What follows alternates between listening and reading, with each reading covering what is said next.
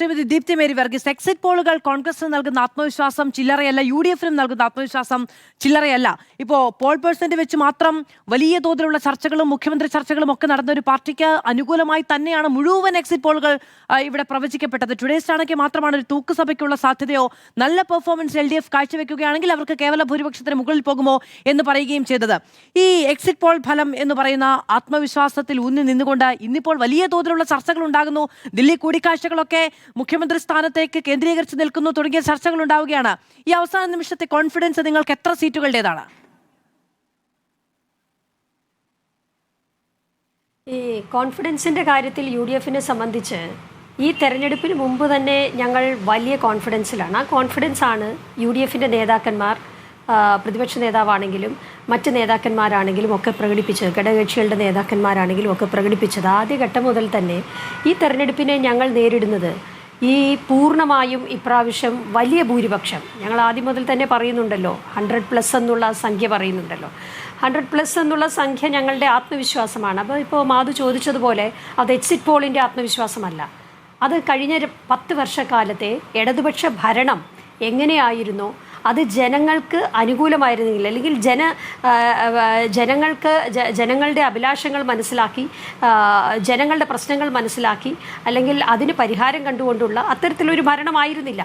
അടിസ്ഥാന പ്രശ്നങ്ങൾക്ക് പോലും അടിസ്ഥാന പ്രശ്നങ്ങളെ പോലും അഡ്രസ്സ് ചെയ്യാത്ത ഒരു ഗവൺമെൻറ് ആയിരുന്നു. ഏറ്റവും പ്രധാനപ്പെട്ട ആരോഗ്യരംഗം പാടെ തകർന്ന് തരിപ്പണമായി, സാമ്പത്തിക രംഗം പാടെ തകർന്ന് തരിപ്പണമായി. അപ്പോൾ അങ്ങനെ നോക്കുകയാണെങ്കിൽ കേരളം മുഴുവൻ കഴിഞ്ഞ 10 വർഷക്കാലം ഒരു തരത്തിലുള്ള ശക്തമായ വികസന പ്രവർത്തനങ്ങൾ നടക്കാത്ത, അല്ലെങ്കിൽ സാധാരണക്കാരായ ആളുകൾ മുഴുവൻ സമരത്തിലേക്ക് ഇറങ്ങുന്ന, ആശാ വർക്കേഴ്സ്, അംഗൻവാടി ടീച്ചേഴ്സ്, അത്തരത്തിലുള്ള മുഴുവൻ എല്ലാ തലത്തിലുള്ള ആളുകളും സമരത്തിലേക്ക് ഇറങ്ങേണ്ടി വന്ന ഒരു സാഹചര്യമാണ്. സർക്കാർ ഉദ്യോഗസ്ഥർ ഇന്നിപ്പോൾ കണ്ടില്ലേ, ഇപ്പോൾ കഴിഞ്ഞ ദിവസം ഇന്നലെയും മിനിഞ്ഞാന്നും ഒക്കെ ആയിട്ട് IAS ഉദ്യോഗസ്ഥർ വരെ പറയുകയാണ് ഏത് തരത്തിലുള്ള ഭരണമായിരുന്നു ഇവിടെ നടന്നിരുന്നത് എന്നുള്ളത്. ഏറ്റവും വലിയ അഴിമതിയായിരുന്നു ഇവിടെ നടന്നിരുന്നത്, അല്ലെങ്കിൽ നമ്മൾ തന്നെ തകർക്കുന്ന, ഈ കേരളത്തെ ഭരണകൂടം തന്നെ തകർക്കുന്ന ഒരു സാഹചര്യമായിരുന്നു കഴിഞ്ഞ 5 വർഷക്കാലമോ 10 വർഷക്കാലമോ ഉണ്ടായിരുന്നത് എന്നുള്ളത് ഭരിക്കുന്ന സർക്കാരിനെ ഏറ്റവും അധികം പിന്തുണയ്ക്കേണ്ട IAS ഉദ്യോഗസ്ഥർ തന്നെ പറയുകയാണ്, പുറത്തു വന്ന് പറയുകയാണ്. അപ്പോൾ സാധാരണ ജനങ്ങൾക്ക് ഈ ഗവൺമെൻറ്റിനോടുള്ള ഗവൺമെൻറ്റിനെ എങ്ങനെയാണ് കണ്ടത് എന്നുള്ളത്, ഇതെല്ലാം UDF-നെ സംബന്ധിച്ച് വലിയ ആത്മവിശ്വാസമായിരുന്നു. അത് എക്സിറ്റ് പോളിൻ്റെ അല്ല, കഴിഞ്ഞ 10 വർഷക്കാലത്തെ ഭരണത്തിൻ്റെ കാരണമാണ് എന്ന് പിണറായി വിജയൻ എന്ന മുഖ്യമന്ത്രി ഏകപക്ഷീയമായിട്ടുള്ള, ഇപ്പം ഞാൻ പറയാം, ഇപ്പോൾ മുഖ്യമന്ത്രിയെ സംബന്ധിച്ച് നമ്മൾ കേരള ചരിത്രത്തിൽ ഇന്ന് വരെ കണ്ടിട്ടില്ലാത്ത രീതിയിലുള്ള ഏകപക്ഷീയമായ, അല്ലെങ്കിൽ ഒരാളെയും ഗൗനിക്കാതെ, മന്ത്രിമാരെ പോലും ഗൗനിക്കാതെ, മന്ത്രിമാർക്ക് പോലും അഭിപ്രായം പറയാൻ കഴിയുന്നില്ല എന്നുള്ള പരാതി അവർ തന്നെയാണല്ലോ ഉന്നയിച്ചത്. ഇപ്പോൾ CPI-യുടെ മന്ത്രിമാർ പലപ്പോഴും എന്തുകൊണ്ടാണ് പല പടലപ്പിണക്കങ്ങളും ഉണ്ടായിട്ടുള്ളത്, LDF-നുള്ളിൽ എന്തുകൊണ്ടാണ് CPI പലപ്പോഴും അഭിപ്രായ വ്യത്യാസങ്ങൾ പറഞ്ഞത്, പല വിഷയങ്ങളിലും CPI-ക്ക് അഭിപ്രായ വ്യത്യാസങ്ങൾ ഉണ്ടായില്ലേ. പക്ഷെ മറ്റ് മന്ത്രിമാർക്കോ അല്ലെങ്കിൽ CPI-ക്ക് പോലുമോ ഒരു പരിധി വിട്ട് വിമർശിക്കാൻ കഴിയാത്ത ഒരു സാഹചര്യമായിരുന്നു ഉണ്ടായിരുന്നത്. പൂർണ്ണമായും ഒരു ജനാധിപത്യ ധ്വംസനം എന്ന് വേണമെങ്കിൽ പറയാം. അപ്പോൾ അങ്ങനെ CPM-ന്റെ ഉള്ളിൽ, ഇപ്പൊ CPM-ന്റെ അനുഭാവികളാണെങ്കിലും,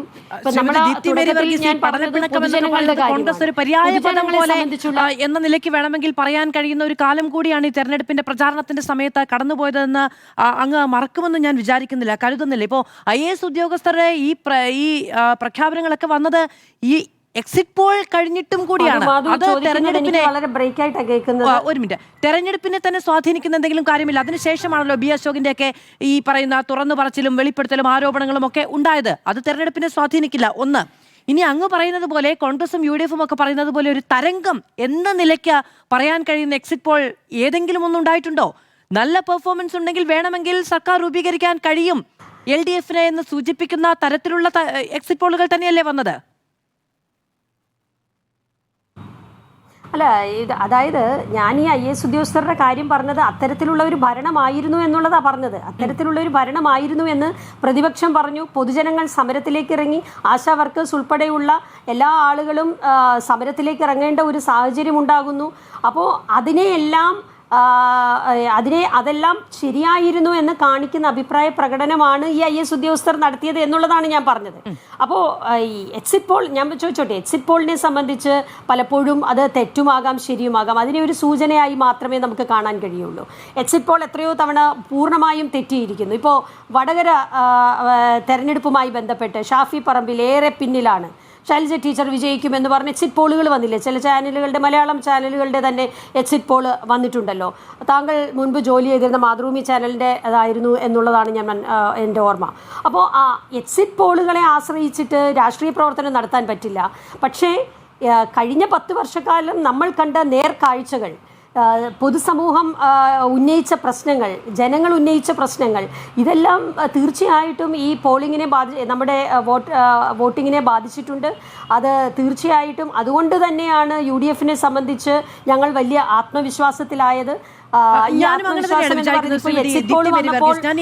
എന്റെ എൻറ്റയർ കരിയറിൽ ഈ പറയുന്ന എക്സിറ്റ് പോളിനെ ഞാനൊരു നമ്പർ ഗെയിം എന്നതിനപ്പുറത്തേക്ക് കണ്ടിട്ടില്ല. അതുകൊണ്ട് ഞാൻ അങ്ങയുടെ അഭിപ്രായത്തോട് യോജിക്കുകയും ചെയ്യുന്നു. പക്ഷേ കോൺഗ്രസിന്റെ തന്നെ മുതിർന്ന നേതാക്കൾ, തിരുവഞ്ചൂർ രാധാകൃഷ്ണൻ അടക്കമുള്ളവരൊക്കെ ഞങ്ങളുടെ കഠിനാധ്വാനത്തിന്റെ ഫലം അത് എക്സിറ്റ് പോളിൽ പ്രതിഫലിക്കുന്നു എന്നൊക്കെയാണ് പറയുന്നത്. അപ്പൊ കോൺഗ്രസ് വിശ്വസിക്കുന്നുണ്ട്. അല്ല, അതിനൊരു കാരണമുണ്ട് മാധു. ഇപ്പോൾ എക്സിറ്റ് പോളിൽ UDFനാണ് വലിയ മേൽക്കൈ ഉണ്ടായിരിക്കുന്നത്. അങ്ങനെ ഒരു മേൽക്കൈ ഉണ്ടാകുമ്പോൾ തീർച്ചയായിട്ടും ഞങ്ങളുടെ പ്രതീക്ഷയ്ക്ക് അനുസൃതമായിട്ടാണ് ഒരു പരിധി വരെയെങ്കിലും എക്സിറ്റ് പോൾ വന്നത് എന്നുള്ളതാണ് അവരൊക്കെ പറഞ്ഞതിൻ്റെ അർത്ഥം. അപ്പോൾ പക്ഷേ ഞങ്ങൾ അതിലും അപ്പുറമാണ് പ്രതീക്ഷിക്കുന്നത്. ഞങ്ങളുടെ പ്രതീക്ഷ 100+ എന്നുള്ള നമ്പറിലേക്ക് ഞങ്ങൾ എത്തുമെന്നുള്ളതാണ് ഞങ്ങളുടെ പ്രതീക്ഷ. ആ പ്രതീക്ഷയ്ക്ക് അതിനെ ന്യായീകരിക്കുന്ന കാരണങ്ങളാണ് ഞാൻ പറഞ്ഞത്. ശരി, ശ്രീമതി ദീപ്തി മേരി വർഗീസ്.